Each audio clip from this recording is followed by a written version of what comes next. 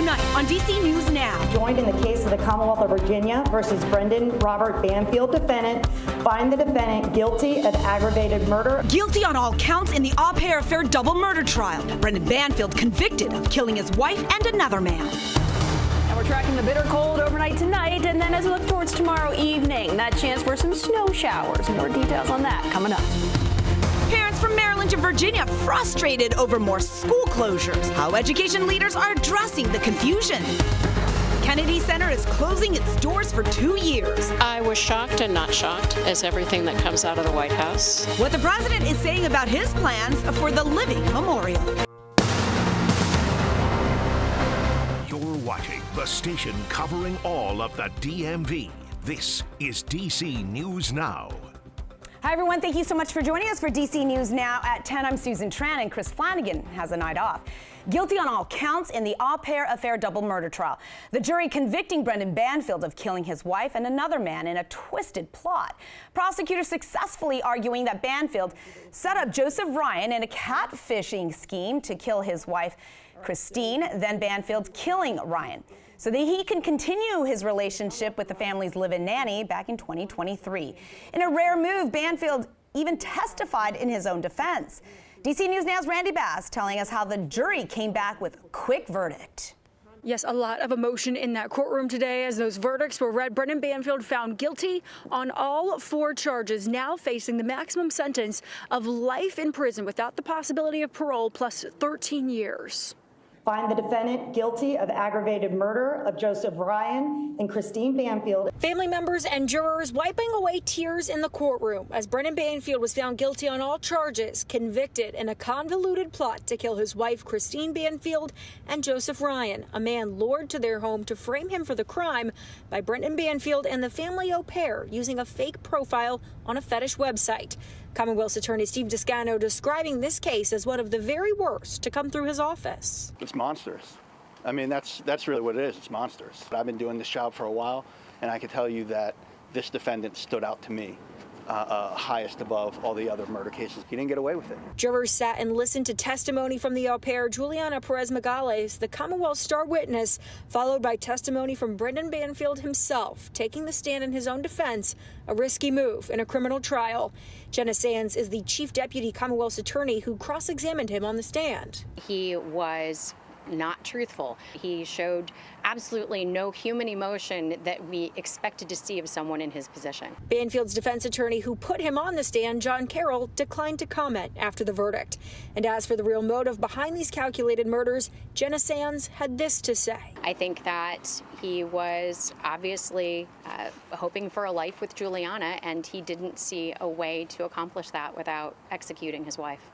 And to the young daughter the Banfields leave behind, I have a hope that she spends the rest of her life with people who love her and know that there were people in this world who loved her. Now, as for sentencing in this case, Brendan Banfield, they set his sentencing date for May 8th, 2026. So about 3 months from now, he will officially learn his sentence, though it is likely he will spend the rest of his life behind bars. Juliana Perez Magales, the au pair in this case, however, her sentencing is set for next Friday. It's unclear whether she will ultimately get that time-served deal that she agreed to in order to cooperate with prosecutors, telling them the story that would ultimately convict Brendan Banfield. In Fairfax, I'm Randy Bass, DC News Now. Let's turn our attention to the forecast with our chief meteorologist, Jackie Lair. It was so frigid yesterday. Today, we had a bit of a warm-up, and then now we're staring at the possibility of more snow. So we just need a little reprieve here, Jackie. I know, and I mean, we will still see high temperatures tomorrow, again, above the freezing mark, before we see some snow chances developing later in the day. So it's not an all-day event, but yes, we are talking snow out there for tomorrow evening. And then we do see another chance later in the day Friday. So we do have 2 chances out there through this week. Temperatures, though, out there right now on this Monday night, dropping back into those upper 20s now in D.C., right around 21 in Frederick, 30 up towards Hagerstown, as well as Martinsburg, 25 in Culpeper. But eventually, temperatures dropping back into those upper teens for much of the area. Some parts of the region only dropping back to right around 20.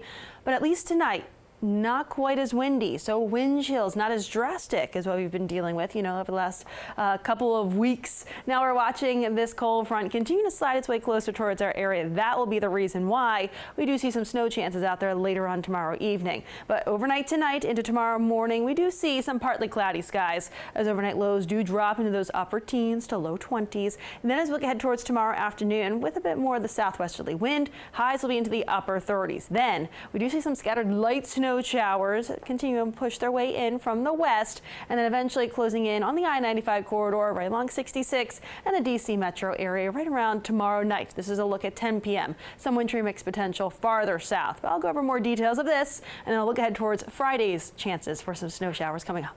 All right, Jackie, and families across the district spent the weekend cleaning up from the week-old storm. Leaders in the district saying that 4,000 folks came over to pick up some free salt at 6 different sites to help in their cleanup efforts.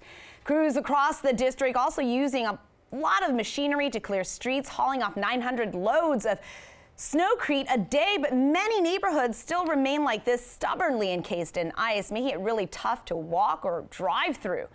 There are neighborhood leaders who say that they understand the challenges, but families like these who are forced to walk in the middle of the street, they say they deserve better, trying to navigate around some dangers. It's not only dangerous, it's scary, and my daughter picked me up from the doctor. I wouldn't even let her come through here because I didn't want her to get stuck. Still haven't seen a snowplow down the street. It's tough going there. City leaders say they're going to continue to roll out more bobcats to tackle the stubborn ice and clear roads and sidewalks. New tonight, a district school employee is facing federal charges of distributing child sex abuse images. Federal prosecutors say DeAndre Davis was on an online dating site talking about sexual interest with children.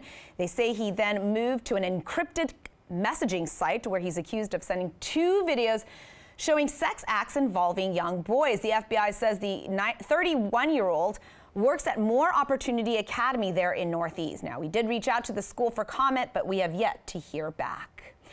Multiple fire crews responding to the flames here in Northern Virginia last night. It sent the really intense fire shooting from the windows. The flames continuing and coming from the 2 townhomes in the Franconia area. Firefighters from Fairfax County, Alexandria, and Prince George's County, Maryland, all there on the scene. They say this was a gas-fed fire, but no one was hurt. A woman is found shot and killed in the district on 16th Street Northwest. This is right near Bell Multicultural High School overnight, but police are releasing very few details. There are conflicting crime numbers in the district, both the White House and DC police posting statistics for last year that just don't all match up. The administration says all crimes in the district down 26%, but DC police reporting it dropped 29%. The White House says homicides had a 80% decline, but police reporting it's down 73%. The biggest difference coming with burglaries. The administration says it's down 28%, while DC police showing it dropped 41%. The only numbers that did not deviate from each other, the 57% decline in stolen cars. President Trump's efforts to leave his mark continues to expand in the district, first adding his name to the Kennedy Center and now calling for a full renovation. The Kennedy Center, the whole facility is going to be closed for 2 years, starting in the summer. The president says he won't be tearing down the building, but if past his prologue, DC News Now's Ben Dennis joining us live with those details outside of the Kennedy Center. And Ben, there are some skeptics that are calling into question the timing here. That's right. The skeptics are questioning the timing, considering there were several artists that recently dropped out of scheduled performances at the Kennedy Center and reported ticket sales had gone down. However, immediately after the president had tweeted out that he was going to be renovating the Kennedy Center, and starting on July the 4th, that's the final day of performances, people were wondering if it was going to be torn down, much like the White House East Wing. The president says that's not going to happen, but fans of the Kennedy Center still have plenty of questions. You should probably tell people what's going on in there. I mean, it's kind of suspicious. Washingtonians getting word of an upcoming renovation project at the Kennedy Center, wanting answers about the venue's future. Or we may have Melania movies, or we may have a casino. It may look totally different. President Trump's Sunday night social media post announced plans for the center to close for 2 years, rather than in phases while some performances continue. The president offering details in the Oval Office. I'm not ripping it down. I'll be using the steel. So we're using the structure. We're using some of the marble, and some of the marble comes down. But when it's open, it'll be brand new and really beautiful. It'll be at the highest level. Despite plans not to tear down the building, social media users are skeptical after the president said he would not interfere with the White House to build a ballroom. It won't interfere with the current building. It'll be near it, but not touching it, and pays total respect to the existing building. Kennedy Center President Rick Grinnell discussed what he says needs upgrading after the president's recent visit. We did a tour, and he said, I don't want to tear it down. Let's rebuild it. He looked at the floor. He looked at the sewer system. He looked at the pipes. And he immediately was like, why is that floor so dirty? And it's never been cleaned, and that pipe is falling apart, and look at the soffits are falling. Not everyone agrees. Compared to everything else he's doing, this is like, I don't know, the least of our concerns, but it is like, it's stupid and it's pointless and it's a waste of money. Speaking of the price tag, President Trump addressed reporters today in the Oval Office, as you just heard. He says this is likely going to cost $200 million. Now, Congress has already earmarked $257 million for the Kennedy Center. That was already done and approved for. And the head of the Kennedy Center, Rick Grinnell, who we just heard from, had said that every single penny is going to go toward renovations, none of it for programming. Outside of the Kennedy Center in Northwest D.C., Ben Dennis, back to you. All right, Ben, and now to more possibilities of changes from President Trump. We're getting the details on his efforts to build an arch near the Lincoln Memorial and Arlington National Cemetery. He says he wants it to be 250 feet tall, which is twice the height as the Lincoln Memorial and almost as tall as the Capitol building. The Washington Post reporting the president might pay for it using private donations originally meant for the White House ballroom.